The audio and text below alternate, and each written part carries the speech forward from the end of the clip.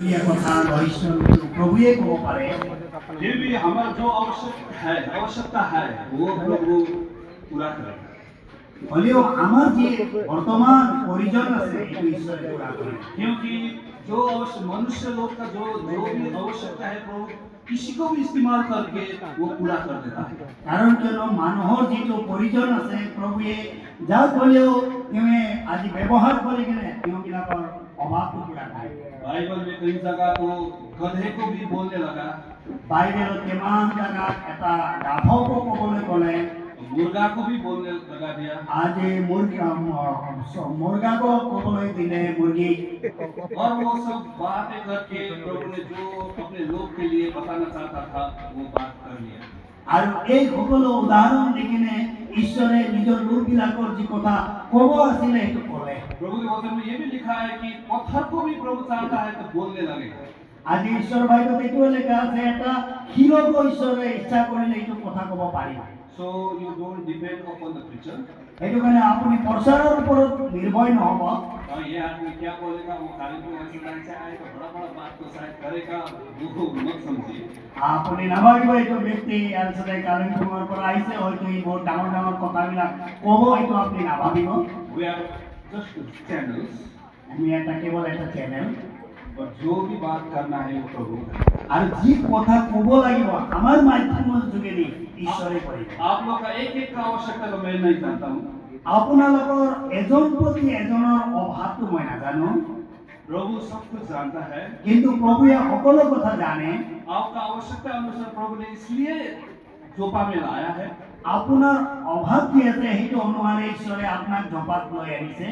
प्रभु ने किसी को भी यहाँ से खाली भेजना नहीं चाहता है।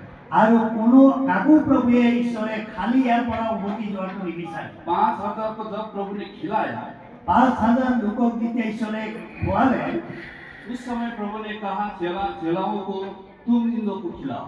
সেই সময়ত ঈশ্বৰে শিষ্যবিলাকক ক'লে ইহঁতবিলাকক তুমি দি দিয়া, খাবলৈ দিয়া। मगर चेलाओं ने तो वो तो उन लोग के लिए तो नामुमकिन समझा। কিন্তু শিষ্যবিলাকৰ কাৰণে এইটো এটা অসম্ভৱ হৈ গ'ল। इसलिए प्रभु ने उन लोग को सबको बैठने के लिए बोला और प्रभु ने ही सब कुछ उन लोग को खिलाने और तृप्त करने के लिए सब कुछ प्रोवाइड किया था। সেইটো কাৰণে প্ৰভুৱে সকলোবিলাকক বহিবলৈ আদেশ দিলে আৰু সকলো আজি সন্তুষ্ট প্ৰকাৰত খাবলৈ ব্যৱস্থা প্ৰভুৱে নিজে কৰিলে। वही प्रभु हमारे बीच में भी है। আজি সেই প্ৰভু আমাৰ মাজতো আছে। हमारा एक आवश्यकता वो जानते हैं। আমাৰ প্ৰত্যেকৰ এজন প্ৰতি এজন অভাৱ তেখেতে জানে। You are not here by an accident. Accidentally you are not here. আপোনালোকে অকস্মাতে ইয়াত অহা নাই। There is a purpose that so that God has brought you here. আৰু এটা উদ্দেশ্য লৈ কিনে সেইটো কাৰণে ঈশ্বৰে আপোনালোকক ইয়াত লৈ আনিছে। तो प्रभु ने हमारा भी आवश्यकता को पूरा करेगा। সেইটো কাৰণে ঈশ্বৰেও আমাৰ অভাৱবোৰ পূৰা কৰিব। अच्छा हम फिर वर्ष एक बार पढ़ेंगे, हिंदी में पढ़ दीजिएगा। আমি বিশেষ বাক্যটো কিন্তু একবাৰ আগত কৰিম, হিন্দীত কৰি দিব।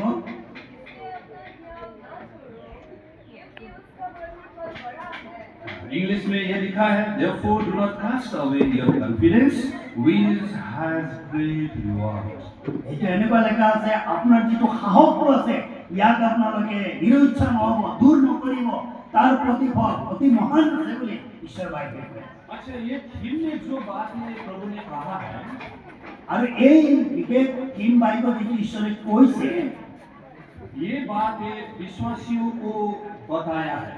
আৰু এইটো বাক্য বিশ্বাসী লোকবিলাককে কৈছে। जब हम ये हिब्रू का किताब जब हम पढ़ेंगे, হিব্ৰুৰ বাক্য আমি কিতাপটো যেতিয়া আমি পঢ়ো, ये बाइबल में से एक स्पेशल बुक है।